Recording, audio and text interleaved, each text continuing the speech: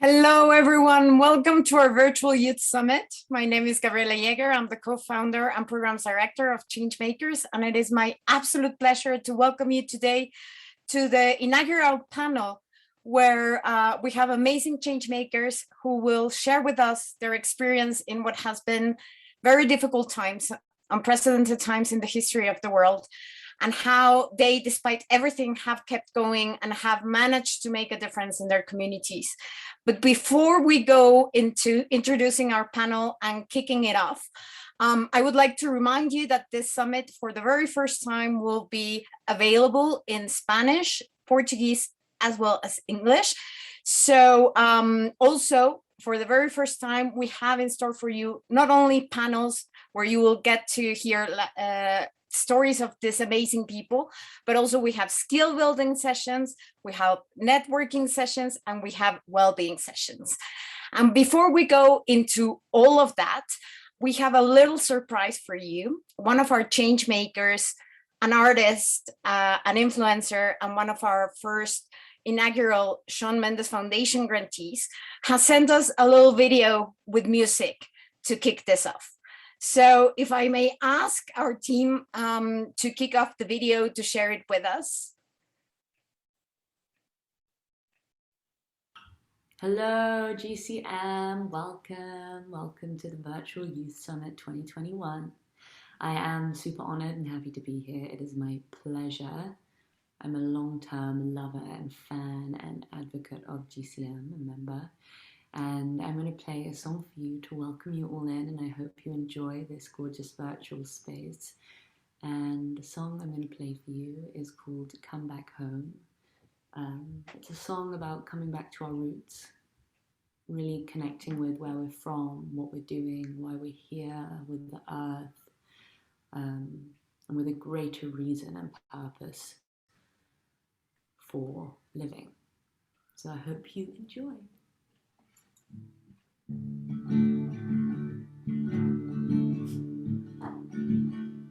There's a life that you own, where the trees and animals reach out to your soul. I know you will remember these hours. Come back home.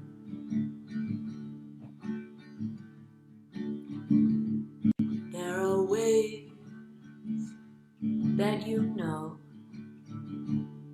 and an ocean that breathes your heart into your bones.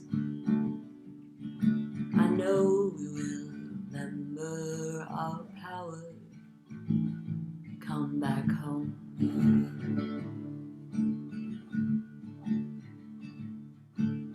How can the kookaburra find her nest if this life strays her from what she knows best? And I know you've been looking to find some rest. Come home to what you know's best. It's a miracle that you still hear the call as the birds start to fall. Come home again. Come home, my friend.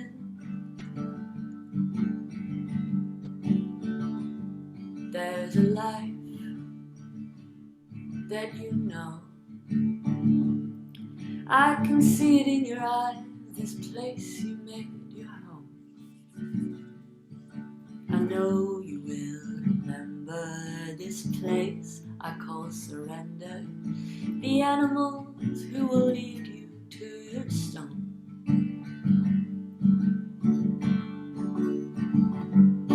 It's a miracle. We still hear a call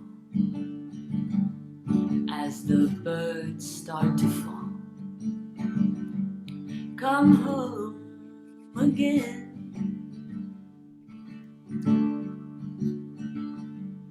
Come home, my friends.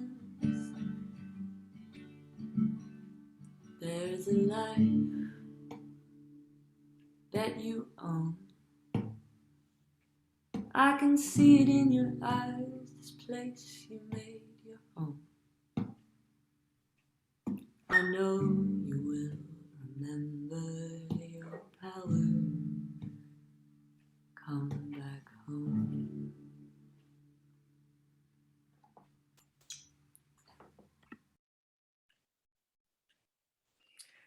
That was absolutely beautiful. A huge thanks to our dear Ella Grace Denton. You can check out her music on Spotify and Apple Music.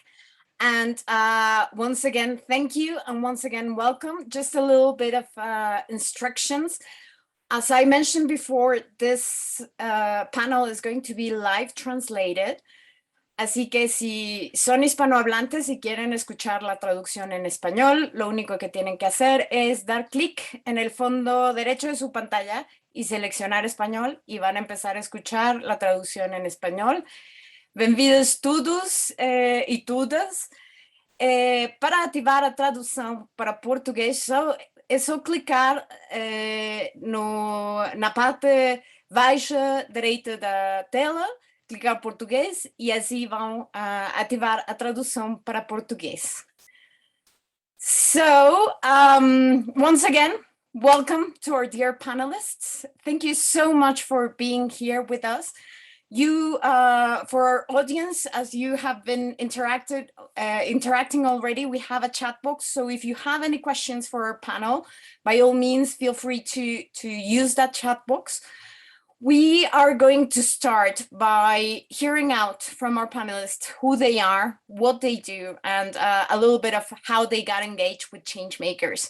So instead of me going and introducing each of them, I would very much like to ask them to tell us a little bit about their work and what they do. And Angela, why don't we start with you?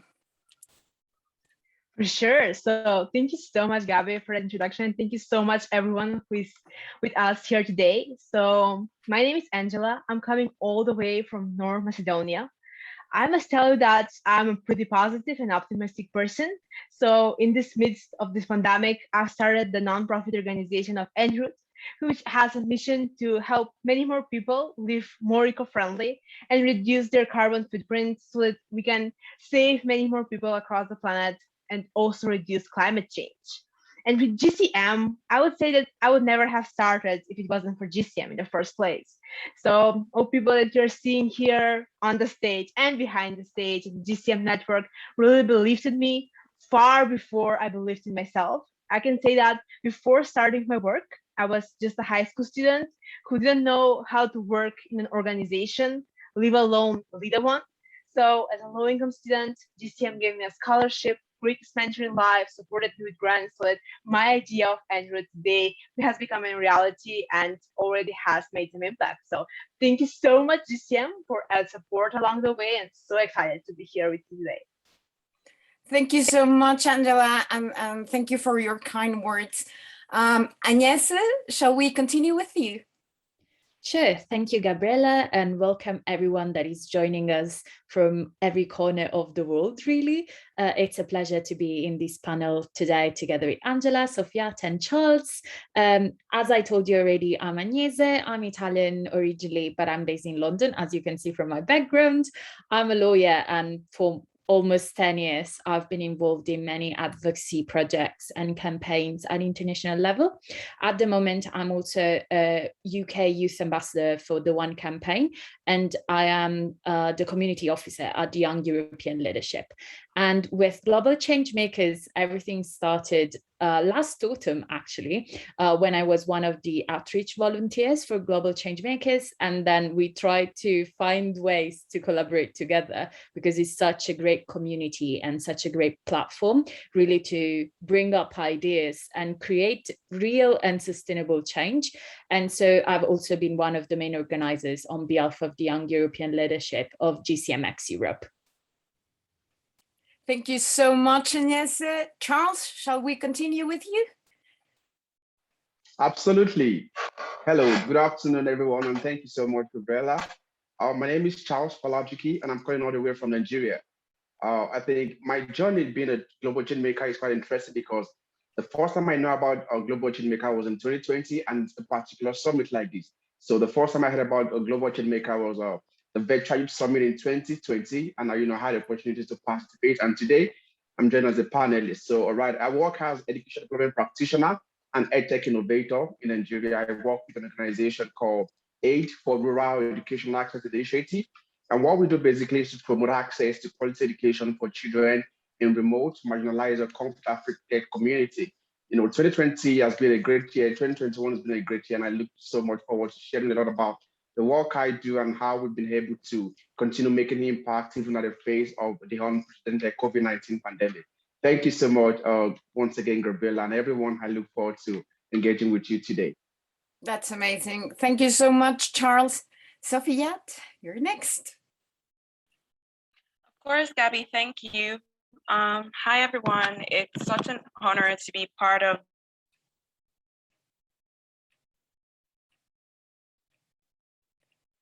VYS 3.0, just because I was part of this a life-changing opportunity for me. Can you hear me? Yes. Okay, great. I was get the network was going to freeze for a bit. Happens.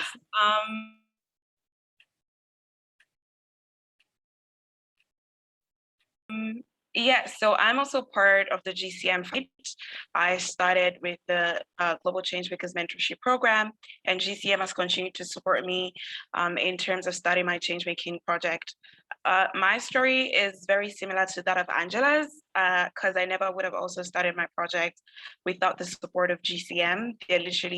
GCM is literally the reason why I had the skills and confidence to really build my own change-making project. I had such an amazing mentor who took me through all the steps and ins and outs of being a nonprofit leader. So that's it from me. Thank you so much, Sofiat. And let me go a little bit deeper and ask you some more targeted questions. Angela, you mentioned that you are now running a nonprofit called En Route, and you're basically working to raise awareness and tell everyone how little actions can actually have a big impact in the fight that we're all fighting against climate change. You started En Route, you became a grantee from Global Changemakers and a grantee from the Shawn Mendes Foundation.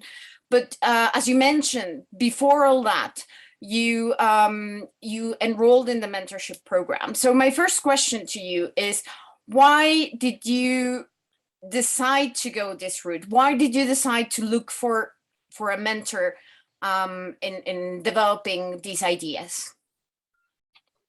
Thank you so much for the question. And yes, as you mentioned, I've been very lucky to have this support. But let me tell you something about the mentorship program. So I've searched for mentorship simply because I can say proudly I was lost. So I just finished high school, and no one taught me how to live in a pandemic.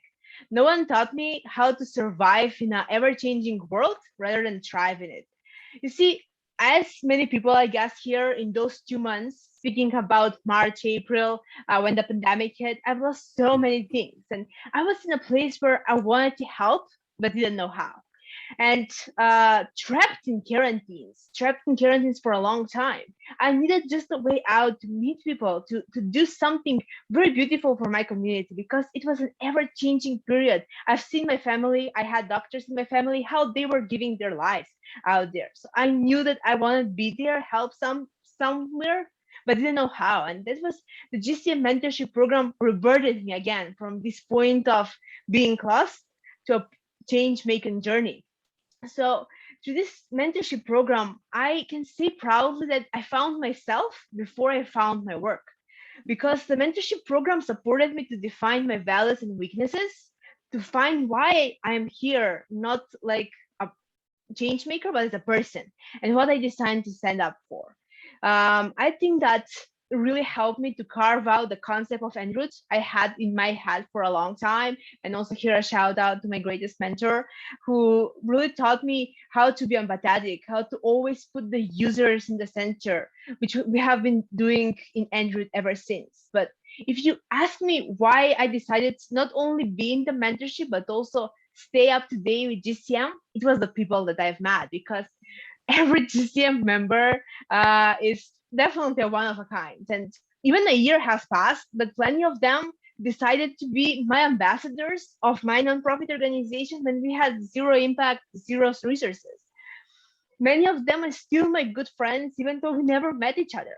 And as you can imagine, I can probably talk about this mentorship program forever, but it was definitely the base and the push in myself that I can, no matter that I was a high school student, that I can go out and I can do whatever it means to just realize my dream and take my part in solving, whether it's climate change, COVID-19 pandemic, whatever I feel passionate about.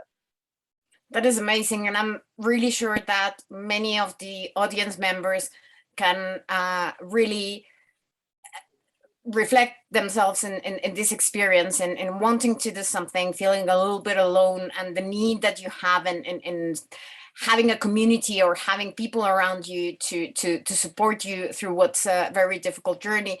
But Angela, we have mentioned en route and just marginally talked about what you're doing, but can you tell us a little bit more of what en route is doing and what it is about? For sure. So before telling what's about, I'll tell you just a bit how it started. Because I live here in one of the most polluted cities in the world, called Skopje in North Macedonia. And I've lived here for 19 years, but I was having that test of life when I've lost my aunt due to the air pollution. She had cardiovascular problems, her blood clogged due to the air pollution. And that was the moment, the 360 degrees change in my perspective.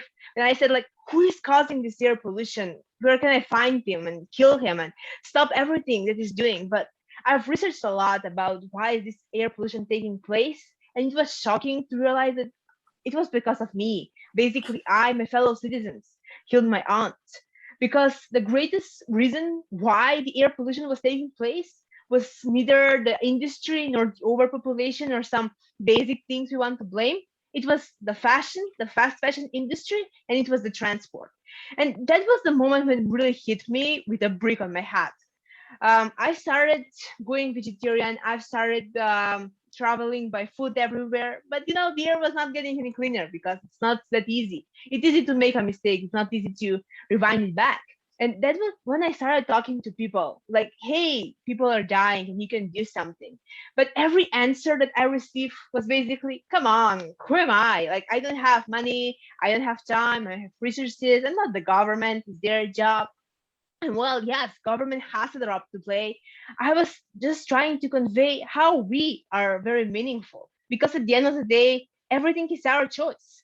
And then it started just from a simple campaign talking about fast fashion, talking about how some brands as H&M and Zara are really destroying everything we have, especially in non-developing countries like mine. And from that, it was, as I said, the area of COVID, where I couldn't speak out anymore. I couldn't get out and speak with my community. And that's when I said, come on, let's build it in something technological.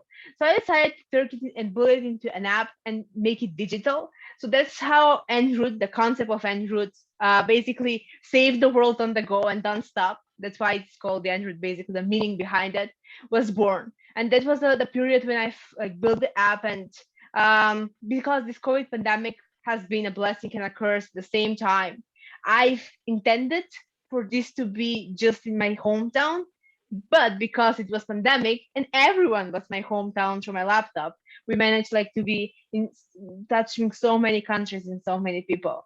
So yeah, definitely it was an opportunity for us to reach voices, to reach decision people in power without a CO2 emission emitted, because 95% of our work was basically through our home and through our laptop. That is amazing. And you're touching one of the points that we are going to go back afterwards, how the pandemic has actually enhanced and provided an opportunity to think creatively and outside the box. But let me go now to Agnese. And Agnese, you've been involved, as you mentioned before, with many international organizations advocating for youth. And you mentioned you've had different engagements with our organization, but one of the most relevant ones for us was your involvement in organizing a training event for young people through GCMX. And GCMX Europe was amazing. It had a major success. A lot of people looked in. And can you share with us, in your journey and in your interaction with different organizations and working with youth, what have you seen are the needs they have? As Angela was mentioned, many of us have this spark in ourselves and want to get engaged, and we don't know where to start. So I imagine that in your interactions with all these young people, you have found some things that are a common denominator in this scenario. Can you share with us a little bit about that experience? Absolutely. And yeah, Gabriela, you're very right. In all these conversations, there is definitely a focus on the needs of youth. I think it's important to come from the idea that we are kind of walking in a very unstable territory. It's a path like the one of changemakers that has no signposts most of the times. So there is a lot of discussion about how do we get there, how do we do the change, because definitely there is a great foundation of what we want to achieve and what's the purpose. But I think what helps and what GCMX Europe helped with is finding the tools. So one thing that I definitely see is young people with great ideas and great visions for a different way of thinking about the world and creating change for like a more sustainable society for everyone. But the thing is, how do we get there?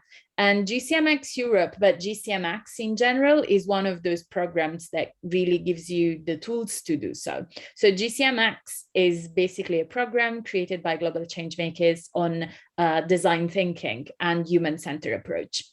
When we decided to go with GCMX Europe on behalf of the Young European Leadership, we actually wanted to provide our audience with those tools because Young European Leadership is in touch with a lot of young leaders from Europe mainly, but then I'll touch a little bit upon the fact that we open to the entire world.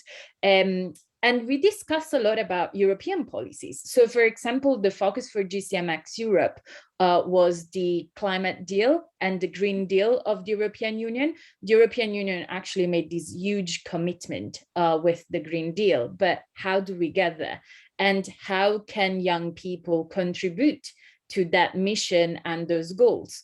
So that was the idea behind. As I mentioned before, just touching upon, we decided to open to the entire world rather than just Europe. And this is definitely something that the pandemic helped with in a way, because we could connect from anywhere in the world. As also Angela mentioned, you just need your laptop and you can be anywhere and connect with everyone. But I think it came from the willingness of bringing everyone together. So obviously the idea that sustainable development cannot be achieved if we leave someone behind. So that purpose of not leaving anyone behind made us decide to open GCMX Europe for everyone. So obviously the focus was the EU Green Deal, but we decided to have applicants and then people that joined us in GCMX Europe from literally everywhere in the world. And it was like an overwhelming response, but also it was so great to see the results and see that people from everywhere in the world had a common vision and came up with practical solutions. So yes, going back to your question, Gabriela, and going back to the idea of the needs, I think there is definitely more need and like a urge for structure and also know-how. I think it's still difficult for youth to figure out how to implement things. Change making, it's definitely a lot about changing the status quo. And so that's why it's very unstable and unpredictable, but possibly with more participation and more events like GCMX Europe, also the platform of Global Changemakers, we can find our way around it and find the tools and the structure to do so. You've touched so many important points, but I would like to do my follow-up question centered on how you decided to open this up and how this was probably motivated by the fact that we think we are in our communities or in our centers, and we tend to think that perhaps the problems that we're facing are only in that community or in that environment that we're surrounded with.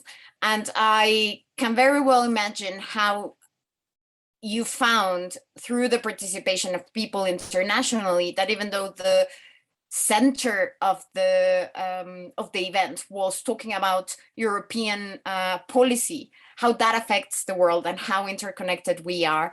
So can you elaborate a little bit on that and what your experience in running an event online was, and a little bit of your learnings in the actual implementation of the project and what you saw through it? I think it was very, like, the first thing as organizer, so this is like literally a practical thing. I think what really caught my attention was seeing how motivated some of the participants were, because our timings were strategically put in the evening so that also people from South Asia could join. But obviously we finished in the evening for Central European time, but it was like 4 a.m. in Indonesia, and we actually had some participants from Indonesia. And I think from the organizer perspective, what really caught my attention is the purpose behind and the motivation, because like there are people that are literally awake at 3 a.m. or 4 a.m. in the morning to solve global problems. And this is definitely something that warmed my heart up, because I think one of the things with the pandemic, but I think it's very connected to change making. And going back to your question, I think it's an answer to why we decided to open up GCMX Europe to the entire world. And what was the motivation behind is that there is a lot of isolation. This is very clear with the pandemic, because clearly even right now we are connected, but we are all in our rooms and it's kind of like we're closed in a box. But I think it's also kind of a metaphor of change making and being a young change maker, because we're literally trying to fight against the norm and what is perceived as normal. And so there is isolation and loneliness, but we can go beyond these concepts and connect together. So the idea for GCMX Europe was definitely to bring other people in and get out of that box, because clearly as Europeans, we see the European Union in a certain way, and we see also the Green Deal in a certain way. But I think it was very interesting for me personally, but I think it was really beneficial for the workshop overall to see how young people, but citizens from other parts of the world, see the role of the European Union. So there were multiple questions. It wasn't anymore, what can the European Union do for sustainability, or what can young Europeans do for sustainability, but was also, what are other citizens expecting from Europe? Because obviously the idea was the Green Deal is a very new thing, and it's very ahead in terms of global policies. So we also wanted to know, what are other citizens expecting from Europe? What can Europe do to lead the change? And I think it was also helpful, because when we only talk among ourselves, and this can be in different ways, it can be within our community, within our friends, or like in a broader geographical way within our continent, we tend to reiterate the same ideas while having different perspectives. And we had mainly participants from Africa and Southeast Asia, but also South Asia. It was a way to see things in a different way and constantly challenge what we were thinking also about the European Union. And I think that's why it was very fulfilling. And that's also why some of the participants came up with very great ideas. In terms of the support, Global Changemakers actually was very helpful in this because offered support to some of the groups. We also, as Young European Leadership, we tried to put some of the groups in touch with experts, and especially experts in terms of EU funding and EU grants, because this is a very practical issue. It's not just about the ideas, it's also how we implement ideas. And as materialistic as it may sound, we need budgets and structures to make change.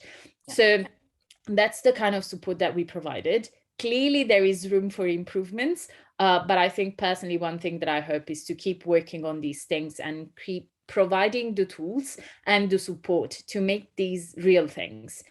Because another thing that I see is that often as young change makers, we have brilliant ideas, but these go missing in a way because it's very difficult to keep up with all the practicalities. Yeah. So one thing that I would say is definitely keep providing support and the structure to make this happen.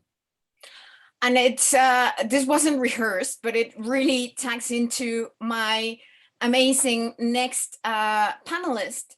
Charles, you briefly mentioned that you got in touch with us through the Virtual Youth Summit last year, but the first close connection that you had with Global Changemakers, I would say, would be through the Global Changemaker School. You were one of the students who took the project management course. And going back into what Angela was saying, it's important to not only have an idea, but actually go through the steps of developing it and making it successful, and having, of course, the means to kickstart.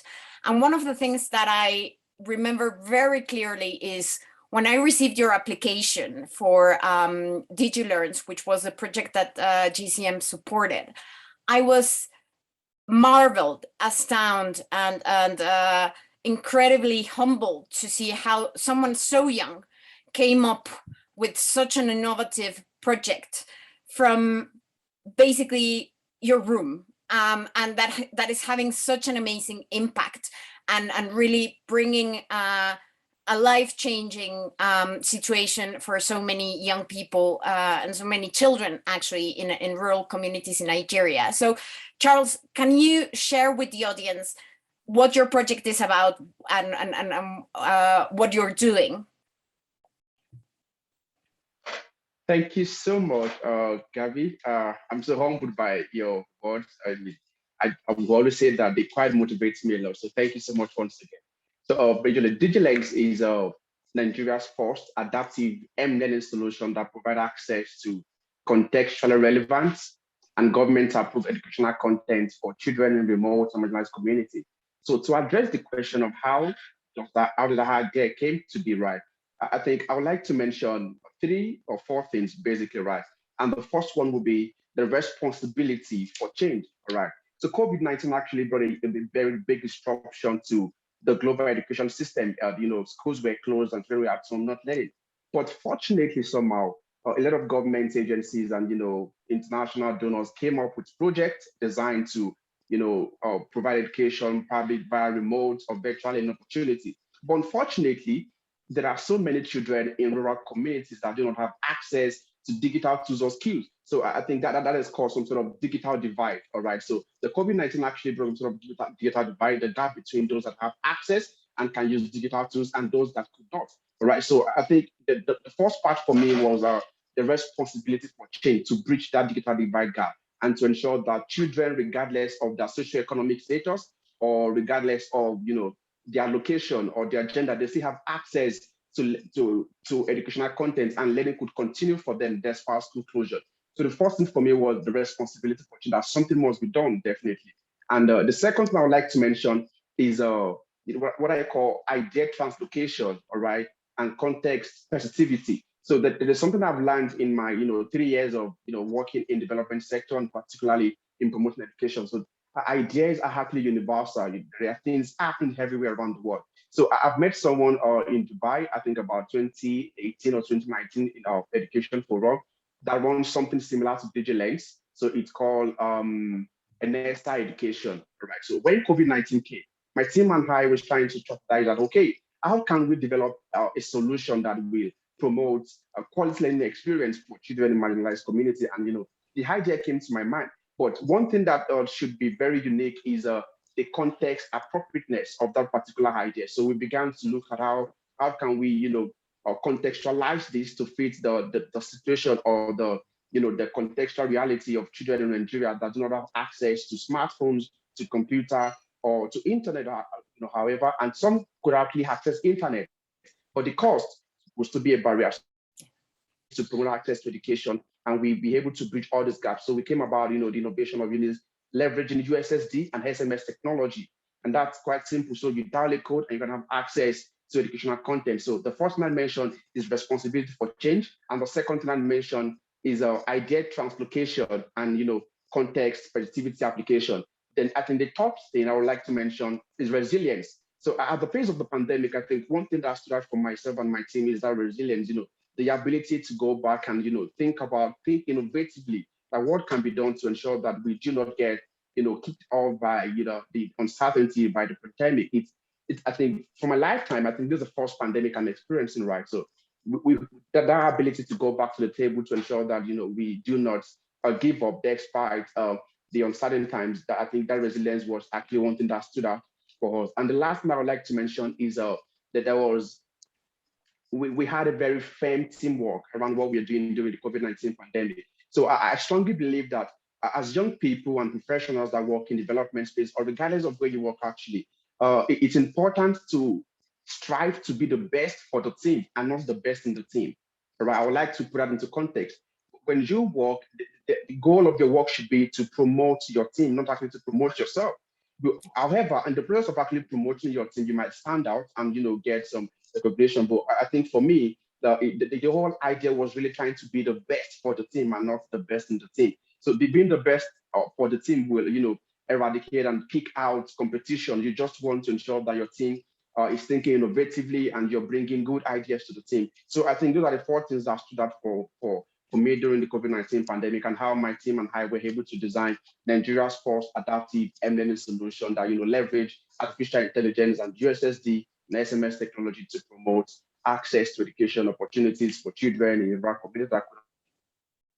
That is amazing. Internet to have access to. That is absolutely amazing. And I think, you've mentioned so many important things, but one that I would like to go back to is the importance of understanding the context and understanding what is your end user and how to help them. And obviously, talking about working with the team and making sure that the end goal is not to promote yourself, but to actually support the end users, know the end users, and know that even if you were to provide laptops to every child in rural Nigeria, perhaps they wouldn't have the access to the internet. So how to adapt your solution to the actual needs of the end users is incredibly important. But Charles, one thing that I would like to follow up on is the fact that you and your team have been working on education for some years, but aside from that, you're all very young. So why do you think that young people are at the forefront of innovating and standing up in the face of really difficult situations, coming up with such innovative solutions? Oh, thank you so much, Gabriela. So I would like to reference about 3 points that I think young people are very critical to innovating and bringing innovation to address some of the social challenges that we face today. But I would like to address the concept of innovation within the work that I do, basically. So I don't see innovation as a very big deal, right? I see innovation as a means to find a very unique way to solving existing challenges, all right? So if something around internet is a problem, so how can we bring out new ideas to find a solution to that existing problem? So if carrying a laptop is a problem, how can we design a tool that can help people carry their laptop more effectively, right, and avoid any kind of crisis? So for me, I think innovation is just trying, bringing a new perspective to solving existing problems. So why as young people, critical to, bringing about innovative solutions. I think the first one I would like to talk about is interconnectedness. So it's a global community now, and young people are connected together. So the power of community actually does a very strong work in ensuring that young people stay at the center of innovation. And people travel, see many things happen around the world. And the digital society, digital space generally is now open, so people have the flexibility of ideas can flow in and flow out. So people have that leverage to ensure that they look out for ideas around their community, and that's why the power of community can never or cannot be overemphasized. And community is quite important. And the second thing I will talk about is the fourth industrial revolution. So I think a very critical point, or the backbone of innovation, in this particular dispensation, is technology. So the society is tech-driven, and the people are at the center or at the core of this, of the shift in industrial revolution. Actually, the young people. So you see people, or young person actually writing code, creating websites, and Angela and my friend here, she did something innovatively, leveraging technology. So I think that idea of being in a technocentric environment, however, the idea is not mainly on technology, but how we can leverage technology to address some of the problem, because we begin to look, we begin to see problem if our focus is mainly on technology and not on addressing problem. It can be problematic because some people don't have access to just technology. So it's not about being technocentric, but using technology to innovatively create sustainable solutions to things around. And I think more people are paying more attention to their community. You get right. So more people are paying more attention to the community, and I see young people as the bridge between the old and the new generation. Right. So we have this particular generation of individuals that are serving as the bridge between the old and the future. So they've understood what happened in the past, and they have this foresight thinking to say what's going to happen in the future, and they are harnessing both knowledge from both angles to ensure that they think innovatively around how they provide solutions to or problem society. So I think that's how I think young people are innovating around some of the things we're trying to address in the society. Thank you so much. And let me ask Sophia, going back into that point that you raised, Charles, in terms of interconnectedness. Sophia, you mentioned that you were part of the mentorship program, but you're also implementing a project.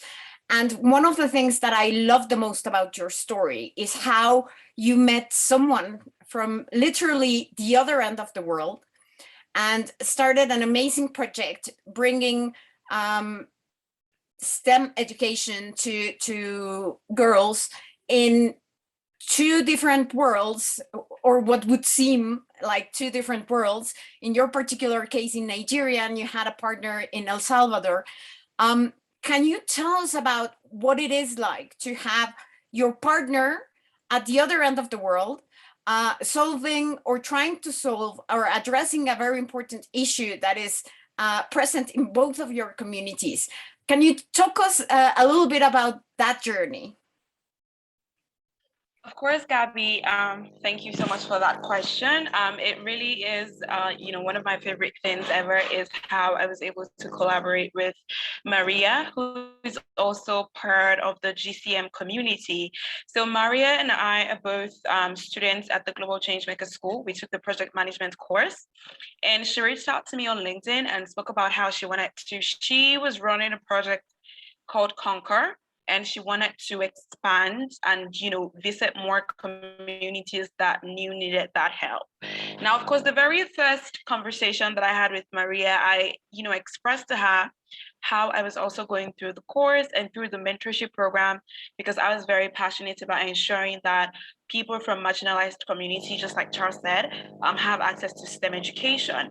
Now, I knew that I hadn't figured out the details of everything that I wanted to do yet, but I was absolutely excited to help Maria expand to Nigeria, because it was also another opportunity, for me to research my community more and prepare myself for when I do eventually launch my project. So, of course, Maria shared with me everything that she did successfully in El Salvador and how she felt we could implement it in Nigeria. But the very first thing that I did was do another community analysis for Nigeria. So I spoke to quite a number of people who run projects in local communities in Nigeria. I went to some of those communities as well to speak to the people there and try to understand what their level of understanding is in STEM and how exactly the curriculum could help them. And so we did that for a while. I do also have to share that. So this was in the middle of the pandemic. We wanted to have a physical session because these were students who didn't have access to digital technology. So it was impossible for us to connect them online. And so there was a lot of back and forth on how many participants we could have.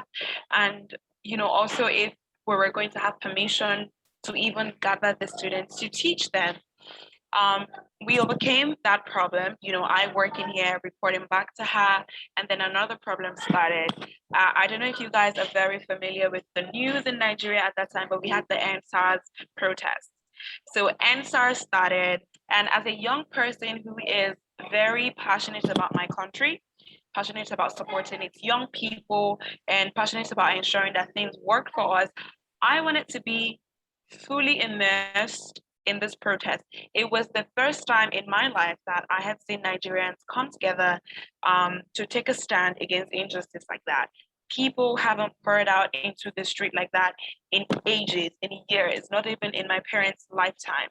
And so I spoke to Maria and I said, the project that we're doing is absolutely important, but so is making sure this country works. So this is what's going to happen. I'm going to take a step back.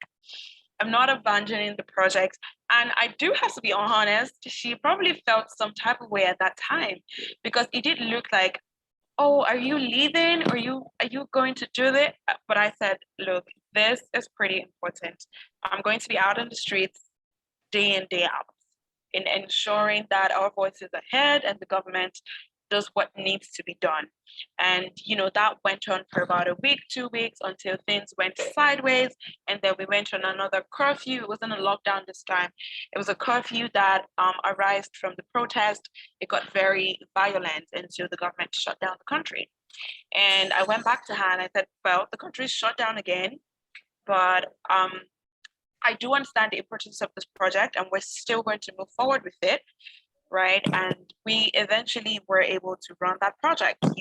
I eventually was able to gather participants in one part of Lagos called Yaba, and we had a really, really amazing class. We've done 3 cohorts so far, and we're now expanding to Uganda and the Zambia. So, after the Nigeria project, I also called another GCM contact who worked in Uganda and South Sudan, and I said, so this is what we've done in Nigeria, these are our numbers, and this is how impactful it has been. How can we expand? And I just handed it over to Maria. But I do want to highlight that I appreciate the fact that Maria trusted in my judgment, because she was not here at all. So, she completely trusted that I was going to be able to run this project.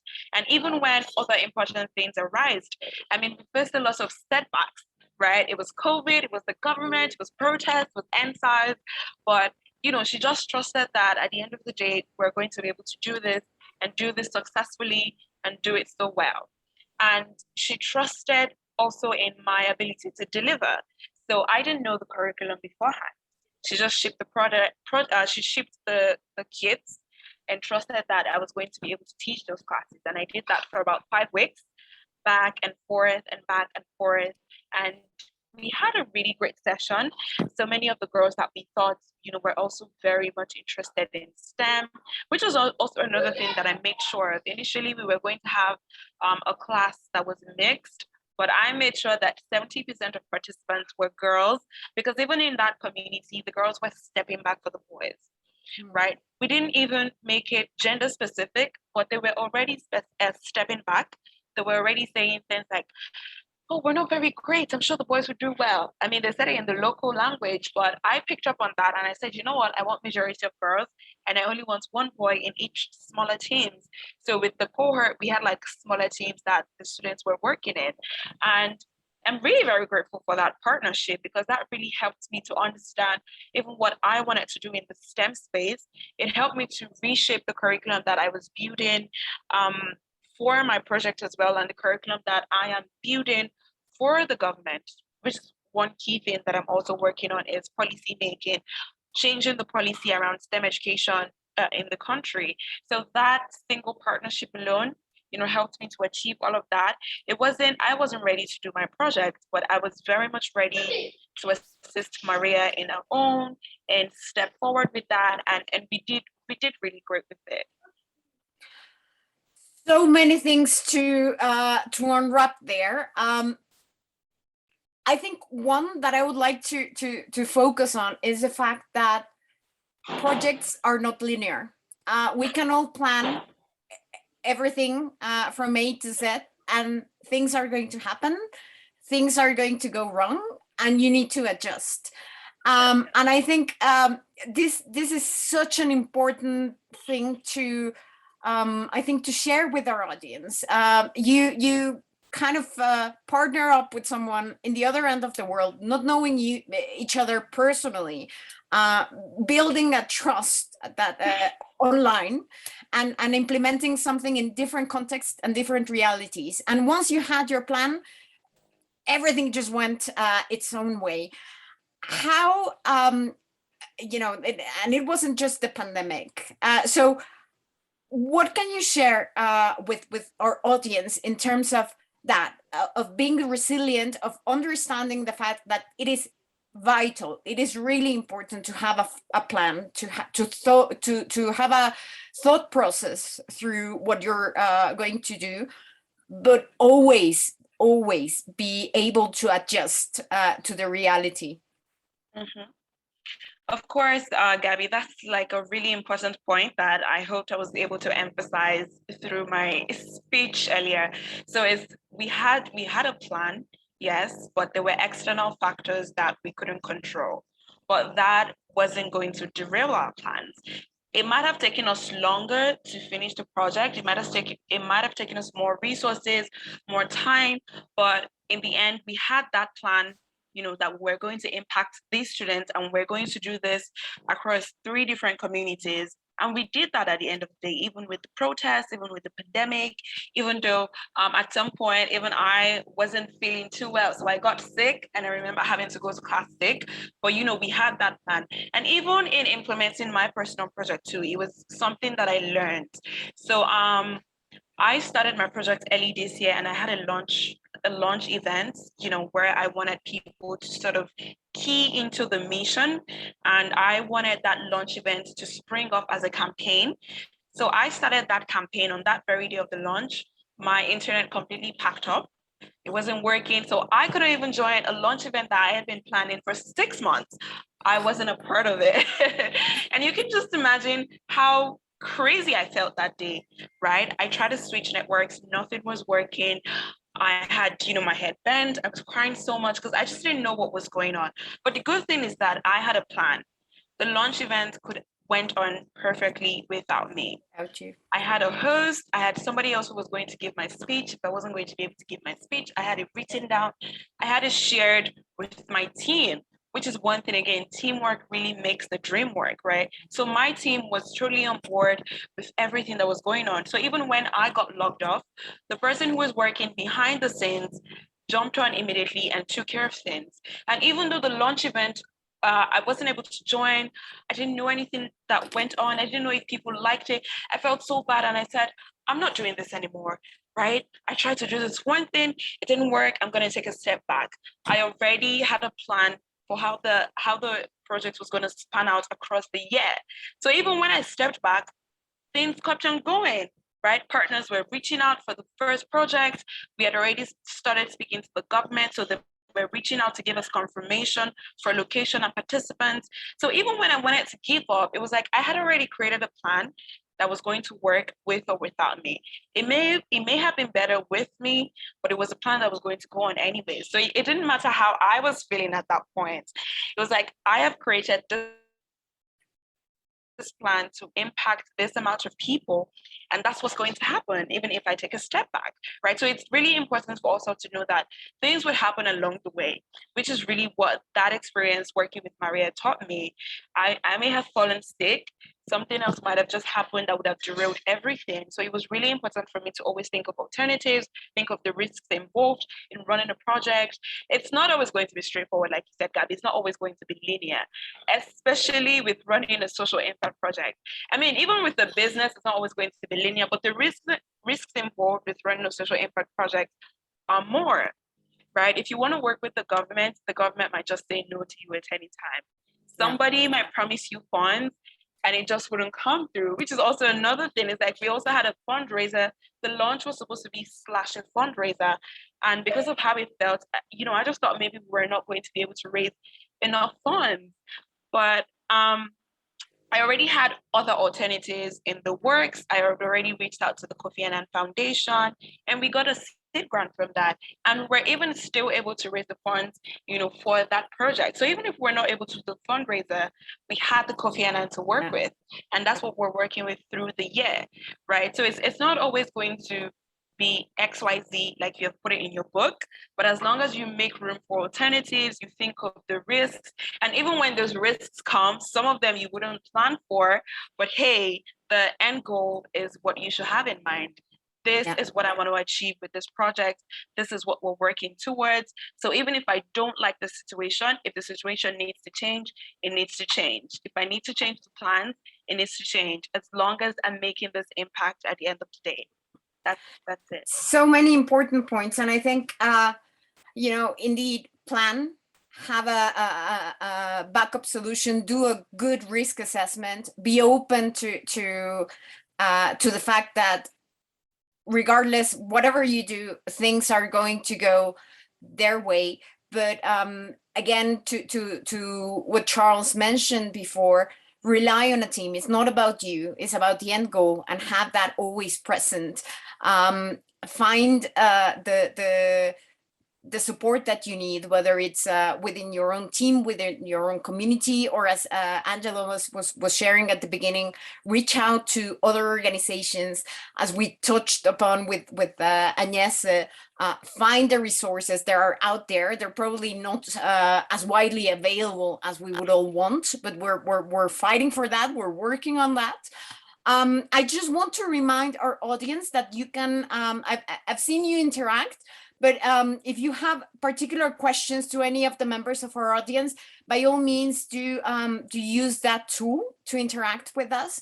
And before we go into the questions from the audience, I would like to just ask a question to all of you. We've mentioned, we touched upon the pandemic and how it seems that in your particular cases, it actually enabled you to expand your work in many ways. Some people say that uncertain times open new opportunities. Do you agree with that? What has been your experience, your personal experience in trying to make an impact to your community, to the world, and facing the situation that we're going through? This question is open up to anyone that would like to answer. So if you want to go, just go.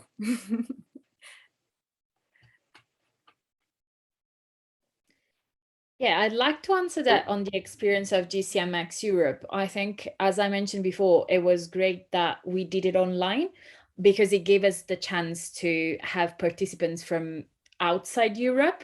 So that there is definitely that silver lining of being able to connect with anyone at any time, anywhere in the world.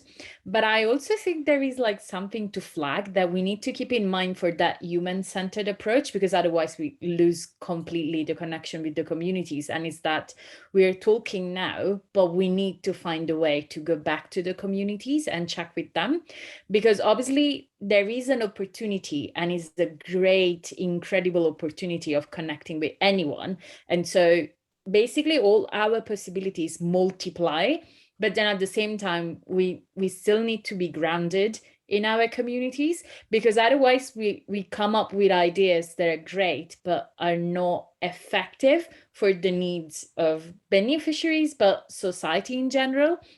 So I think it's great, but there is also a huge risk that we need to keep in mind, just not to detach completely to our purpose, really.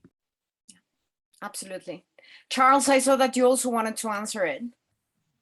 Oh, great. So for me, I think basically it's really sad that, certain times will probably, affect some of us probably emotionally, mentally, and we might probably lose some loved ones. However, I think crises and uncertain times are quite an opportunity for us to sit back and reimagine what can be done better, right? So, however, I think one of the leading motives of the pandemic was to build back better. I do believe we can't build back better.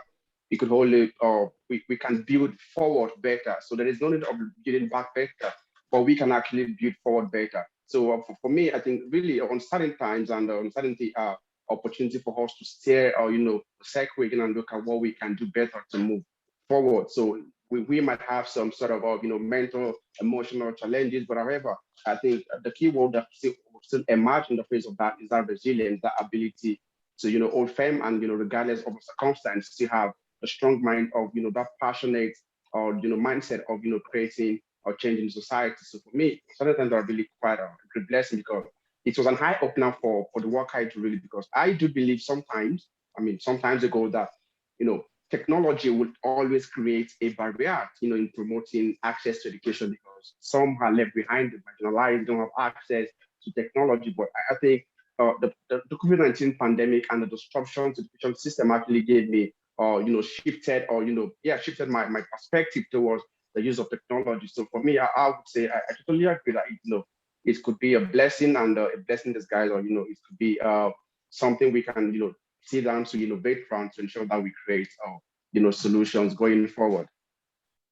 That is so important. Actually, seeing the blessing in disguise, seeing how a difficult situation or a difficult circumstances that we cannot plan for can provide an opportunity to think creatively on how to address them and use those particular circumstances as a catalyst to make more impact. I see already some questions coming in.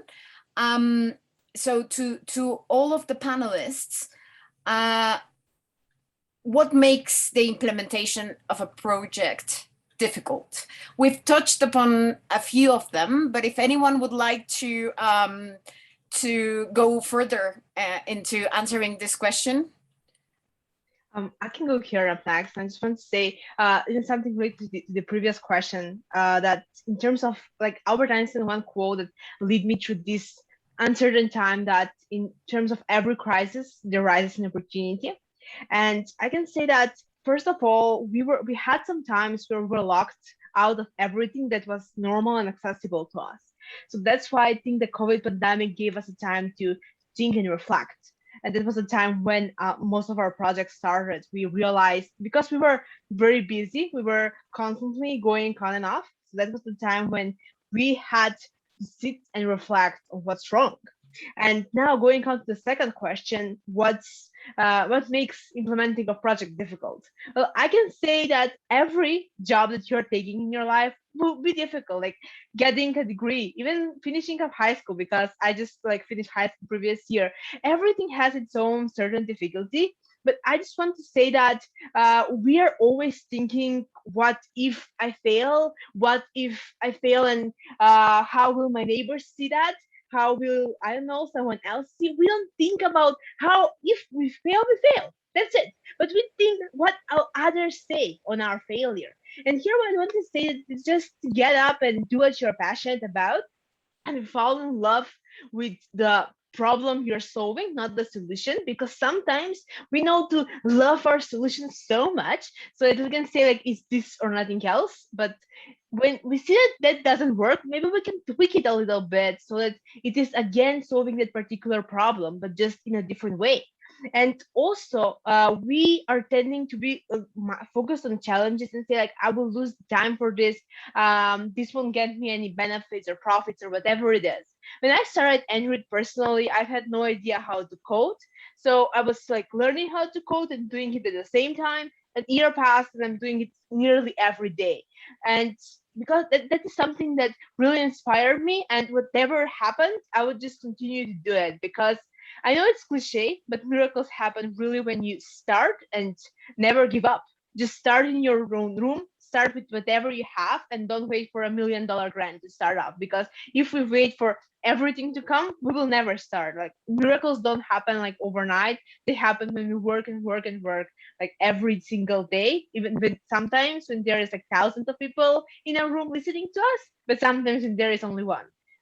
that's the beauty of leading a project. There's a difficulty, but I think that there's the beautiful chance. And I would just like to advise you to Amanda Gorman's quote: "There is always light if only we are brave enough to see it. If only we are basically brave enough to be it." That's how I was like leading the project all along, and I advise everyone to do so. That is amazing, Angela. And you mentioned one saying that's at the core of our team: fall in love with the solution. Sorry, fall in love with the problem, not the solution. And reiterate, try, and don't wait for everything to just come into place and magically organize itself. Resilience is very, very important. Thank you so much for that. I see that there's a lot of praise to you all. If you want to just check out all the beautiful things that people are saying about what you're sharing and the work that you're doing, it's all there in the chat box. Anyone else would like to talk about what you consider what's the most difficult thing in implementing your project? Gabby, I can share a little bit. So I think that a lot of us underestimate the risks involved with running a social impact project, right? And it really also boils down to loving the solution, right? So one mistake that we always make is thinking about the solution. It's like you think about the problem, you know the problem, and then you just go straight to solution, loving the solution that you come up with, such that when external factors arrive, it's very, very difficult for you to switch, and then it begins to sound like it's a difficult project for you. When I started, when I launched my own personal project earlier this year, and through working with Maria, I had built the curriculum, right? And I felt like it was perfect until the morning of my project. So the community that I worked with for Maria's project this time, when I worked on mine, I went a little lower. So I went to an even worse community, if I can use that word. And then I made a bit of assumptions where I felt like they had basic knowledge in STEM. And we had this perfect curriculum that was going to span for 2 weeks. And on the morning, all of the girls had never even heard of STEM. They didn't even know what it was. And I had a curriculum that was built off of them having that basic knowledge of STEM, right? They were going to do a lot of health science. They were going to do a lot of practical science. They were going to do a lot of engineering. And how was I going to introduce that to students who had never even heard of STEM before? They probably just going to look at me like, what is she saying? And that morning, right, I was staring into their faces and I was just like, so you don't know what STEM is? And they were just looking at me like, well, what is that? In that very moment, the urge to just say, okay, you know what, we'll come back next week, right? We're not ready for this, was very strong. I just wanted to turn back and say that, look, everything has just gone to the ground. I have spent like 7-8 months working on this curriculum and it's not about to work. So then what do? Which also really brings up the point of having a really good team. It was one of the key things I did. I carefully selected my team, and some of them are even GCM community members as well. But we really went through understanding the problem for a long time. It took me about 2-3 years to launch this project, and that's because I really spent a lot of time on the problem. I worked with other organizations who were working on the problem. I did personal primary and secondary research on the problem so that when I started the solution, regardless of what was going to be thrown at me, I was going to be able to handle it. But even at that, even at that burning, I was still like, oh God, no, I can't do this.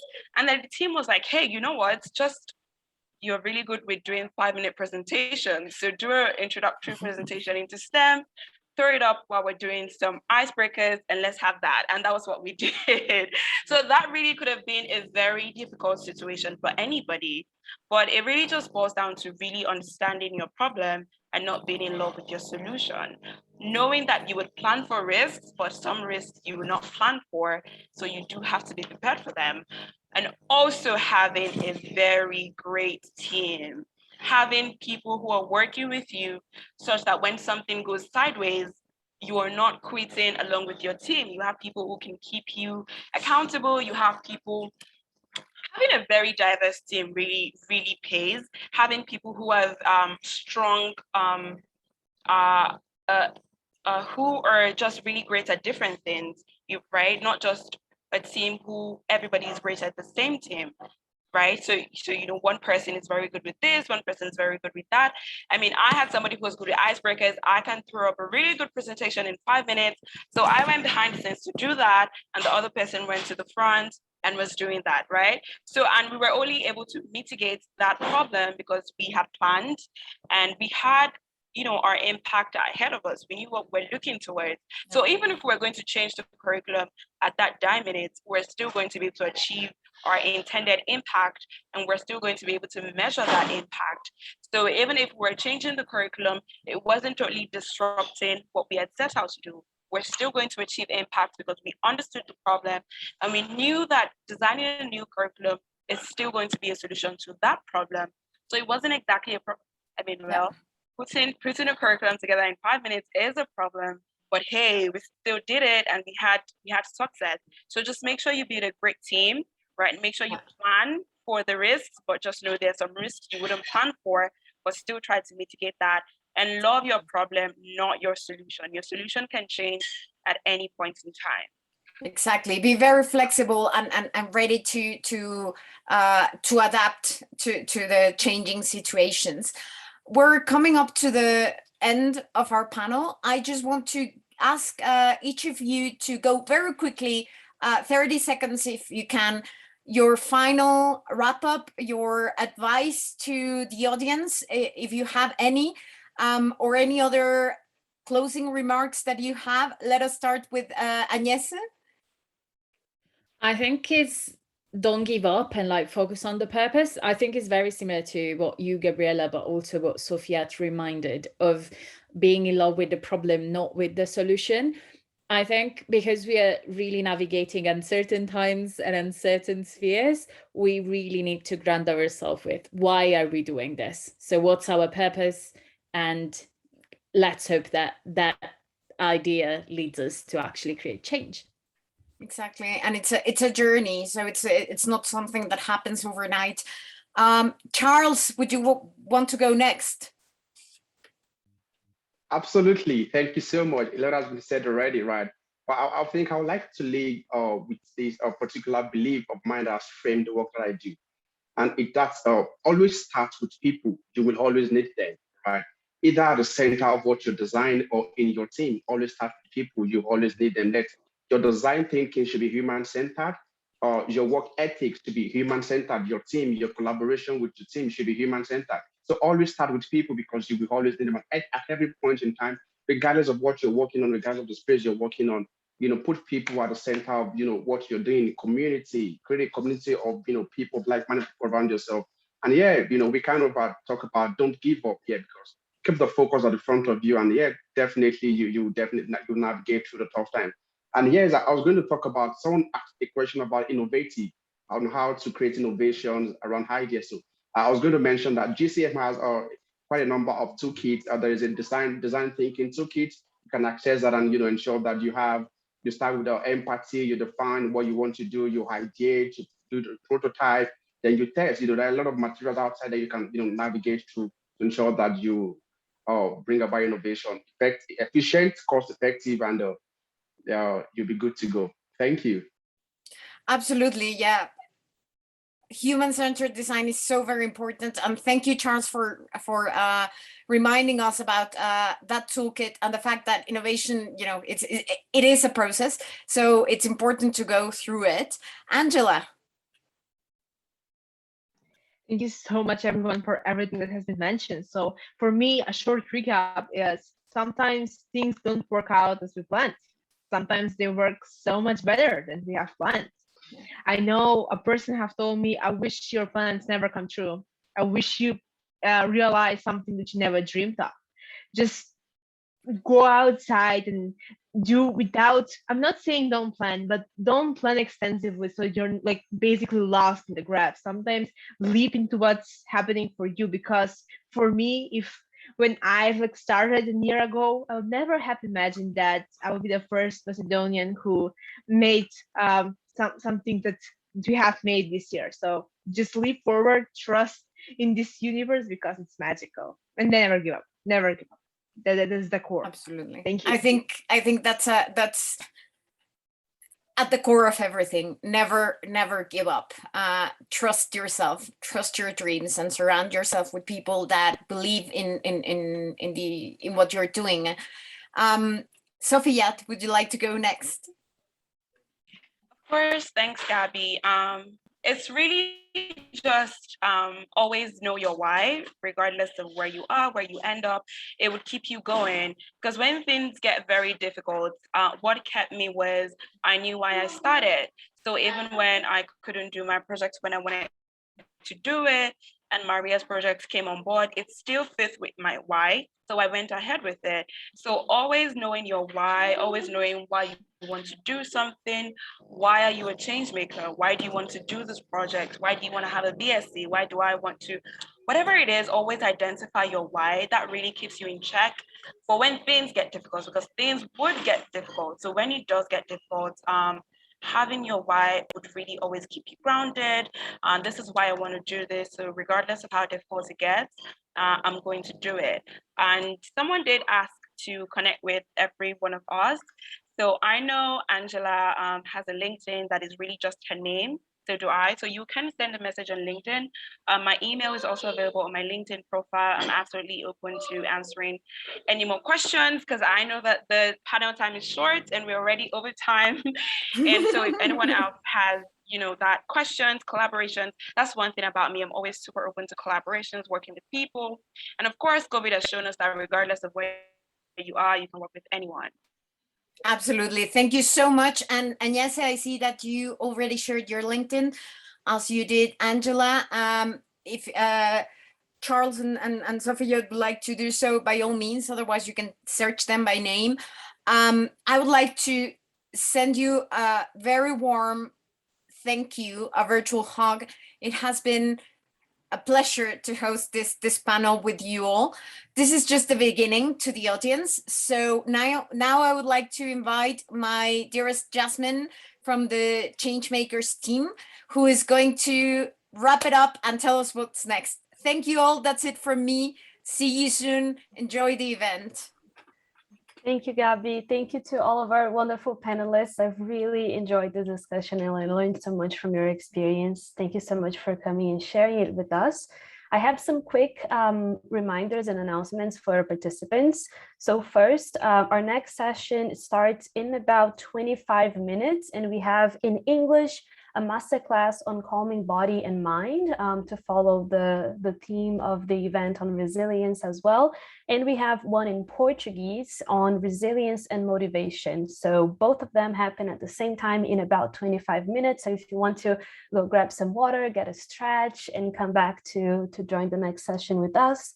Also, we have prepared a networking board where you all can connect and create a little profile for yourselves and find each other on the map, find people who are from the same country as you or a completely different country that you want to get to know more about. I'm going to drop the link in the chat so you can join us. We have also prepared a Smile Mail, a virtual Smile Mail, and it's basically an online board where you can share inspiring and encouraging messages to our speakers, facilitators, to other participants, however you want. So I'm going to add both of the links here on the chat. Feel free to join them and we'll see you in about 23 minutes now for the next session. See you guys then.